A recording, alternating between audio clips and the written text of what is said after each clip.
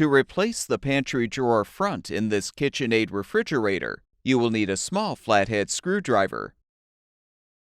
For better access, fully uninstall the drawer by pulling it forward, then hold the slide rails as you push the drawer back and lift up to remove.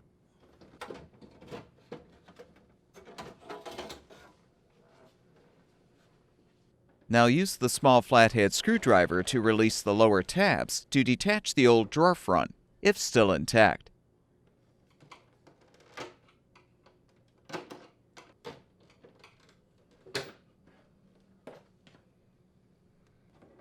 To install the new drawer front, align the top edge of the front on the drawer first, then snap the bottom edge into place.